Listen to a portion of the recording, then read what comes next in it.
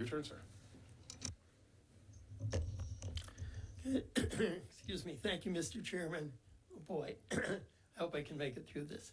And thank you for inviting me to be here. It's good to see all of you again. I'm not going to talk specifically about 313, but just generally on the issue of whether these programs are needed, and in the cases when they are needed, do they have to be this big? I'll start with an academic study. This is sort of the standard study. It's by Timothy Bartek of the Upjohn Institute, and it's called But For Percentages for Economic Development Incentives, because that really is the key question. Would this company come here if but for the incentive? If they would have come for other reasons, then they do not need the incentive. So I'll just read you the quick conclusion here. What he did is he looked at 30 different studies, one of which was concerning 313, but this is generally about incentives. He said this paper concludes the typical incentives probably tip somewhere between 2 and 25% of incented firms toward making a decision favoring the location providing the incentive. In other words, for at least 75% of incented firms, the firm would have made a similar decision location or expansion or retention decision without the incentive. So that's not saying that it never matters, but it's saying in the majority of cases, and according to this compilation of studies, in 3/4 of the cases, they would have come for other reasons, the reasons that we've talked about, the workforce, the infrastructure, the Permian Basin, the coastline. Well, thank you. Many other reasons to come here. And in fact, I have a list of these are just examples that I came across of companies that have come here and made substantial investments even without a 313. It's kind of a random list because it's a little hard to find the absence of something. But these are just some I came across. Caterpillar built a $200 million plant in Victoria. Dalkin built the 5th largest factory in the world in Waller. Koch Industries spent $600 million on its refinery in Corpus Christi. Air Products is building a $500 million steam methane reformer, whatever that is, in Texas City. Mitsubishi Heavy Industries built a new compressor manufacturing plant in Pearland. American Spiral Weld Pipe Company is putting $90 million into a new facility in Paris, Texas. And I think we were talking about LNG terminals in a prior testimony. There are at least 2 terminals going forward in the Brownsville area. They've gone to the Point Isabel ISD for approval for 313s. They've been turned down, and they're continuing forward with their projects, subject, to environmental regulations and, of course, the situation in the market. But Rio Grande LNG and Texas LNG are going forward without 313s. These are $10 billion plants. 313 would make a difference, but they have other reasons to want to do it, and they're going forward. Then there's endless numbers of wind and solar plants in Bishop and Nueces County, and Callahan County, Kennedy County, Del Rio, Wharton County, Robinson, Chapman Ranch wind farm near Corpus Christi, which happened to involve at one point my wife's family's farms. I'm very familiar with that one. Kellen Solar Project in Van Zant County, and Elm Branch Solar, unless Elm Branch is the place, I don't know where that is. Or actually, Representative Martinez Fisher, Toyota is reported as putting $391 million into expanding its plant in San Antonio without a 313. They did get a 313. It was early, I think it was 2003, is that right? Created a lot of employment, was actually a positive for that. And this shows you what happens. They're staying because of all the reasons we've discussed. They don't need the 313 anymore, and they're not asking for one to do that expansion. And then, I like this quote. There is a Japanese executive who explained why he was building an auto transmission plant in Cibola near San Antonio. Cibola. I've always wondered. So thank you. That the area had the skilled workers they need. It's a key supplier for the Toyota plant, so wants to be near there, and the food is great. So there are many reasons why they come to Texas, and this Japanese executive probably liked barbecue. The other thing, second thing, is that property taxes are much lower now than they were. And in fact, lower probably since the Tax Foundation was able to do its study because of HB3.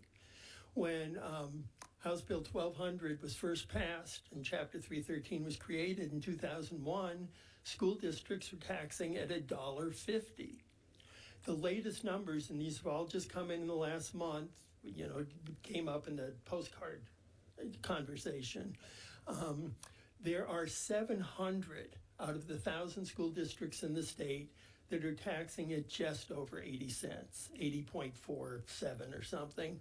And because of the requirements of HB3 that there be no more than a 10% gap between the lowest and the highest, nobody is higher than 90 cents. So this is a significant drop since the beginning of Chapter 313. These are the Tier 1 rates. But in many of these cases, they're not using the copper pennies and the golden pennies because they're getting so much. Right. Oh, yeah, not INS either, but INS wasn't involved in 313 to begin with. So they're getting about a 45% discount compared to that $1.50. And then the last piece of evidence just supporting this academic study is the fact that the pilot payments being made voluntarily by these companies were 30 or 40 or sometimes 50% of their tax savings being given back to the school district. Well, if they're giving back 50% of their tax savings, probably the incentive is twice as large as it needed to be if there needed to be one at all. So I think you see the companies that are building without the 313, you see how much lower property taxes are now, and you see how much they're willing to give back, indicating that it's probably a more expensive program than it needs to be. But I didn't say that nobody would be affected. I said there's still that residual 25% at most that may be determined by an incentive. So the question is, you've got to figure out who are these companies. You've got to separate the wheat from the chaff. And 313 did not do a very good job of that. And what we really need is a much better analysis, not just I might move to Singapore, but really offer letters from competing locations. Let's see what else is on the table. Maybe a gap analysis and a location comparison, showing their startup and operating costs and their taxes. Other incentives, are they getting a 312? Are they getting something from the Enterprise Fund? Are they getting anything from the federal government under the CHIPS Act or the new Inflation Reduction Act? And where's this relocation coming from?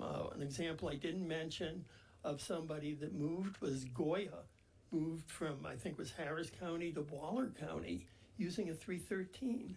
That should be of no interest to the state of Texas, which county within Texas they want to choose. So I think that whatever you come up with has to do a better job of figuring out this but-for issue. And lastly, the way to do it is not with a consultant writing your boilerplate letters saying, well, you know, we do business in other states, we might not come to Texas. What you really need is the CEO or the CFO to sign a sworn statement about the competing locations, why Texas is better.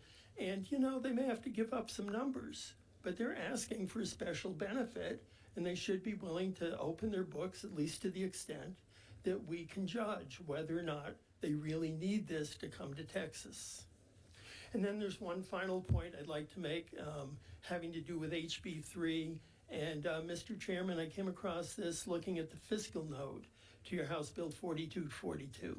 And actually, I think it was also in, 1556, the same phenomenon, which is in the past, before this last session, when you had fiscal notes for 313 bills, the amount of foregone school property taxes and the cost to the state and the foundation school program were the same. Because the fiscal note is assuming that the only reason they were coming was the 313. So, pardon me? It would not come if it were not for. No, they were assuming they were coming anyway. That's where the loss was. Right. It's late. Sorry, that's a really No, of course. That you're exactly right. But the thing is that the state was making up the difference for the school taxes that were not being collected, and that's why the two columns matched. Actually, Dick, I'm just going to go on the record one more time of disagreeing with you vehemently on this. But the point is, they aren't foregoing revenue they would have gotten anyway. But that's the comptroller's assumption, is they were going to get it anyway. And we've had these conversations. Mm-hmm. Either assumption is equally invalid. They're all coming, none are coming, hard to say. But the point is, there's no loss of money. Because one of the misconceptions on the program was there's this giant loss of revenue, so the state somehow makes it up in other places. And that's just not the case. Or the state's mailing checks to people, and that doesn't occur. No. You don't say those things, but there are other people that do, and I just kind of go, wait a second, time out. Let's be real. Right. Plus, I get a lot of questions about how it affects recapture, which is not the issue here either. Well, and since we've gone to current year values in HB3, the revenue protection payments aren't necessary. They're still occurring, and school districts are still collecting. I get that. Yes, sir. And it's an imbalanced system where the proposal we had last session was to put that money into the base for all Texas school children, and I hope that's something we'll consider in the future, so it doesn't benefit a couple of isolated districts, but it benefits kids in Texas. That's really a good direction for us to go in the future. So if I'm following you, I think I agree. Yeah, I know you do, Dick. There are areas we do agree. So thank you. So in past fiscal notes, those two columns were identical. According to the LBB's assumptions, the lost school property tax revenue is made up by the state through the foundation school program.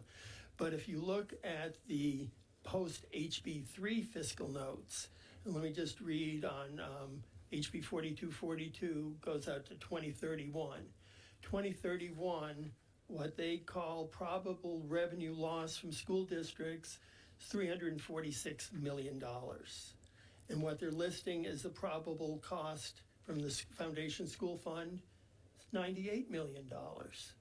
There's like $250 million difference there. Where is it? I mean, it's like dark matter in the universe. Well, I think the answer is that it's the lost opportunity to have tax compression for all the other taxpayers, property taxpayers in that school district. In other words, if the company had come without a 313, the value in that school district would have gone up much more. And under HB3, rising property values over 2.5%, et cetera, would require tax rate compression.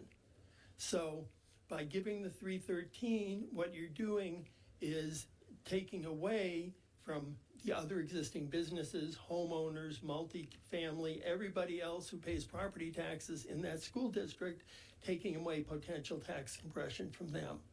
So I think this is a very important aspect of the consequence of HB3. I'll have to say, it took me a little while to figure it out. I don't know if I've explained it clearly enough, but if a company had come and values had gone up, everybody else's rates would have gone down. Good. Members, any questions? Very good. And Dick, could you please state your name, who you represent? I'm sorry. You're fine. Testifying on the specifics right now. Yeah, my name is Ch313. I'm the very senior fiscal analyst at what's now known as Every Tech.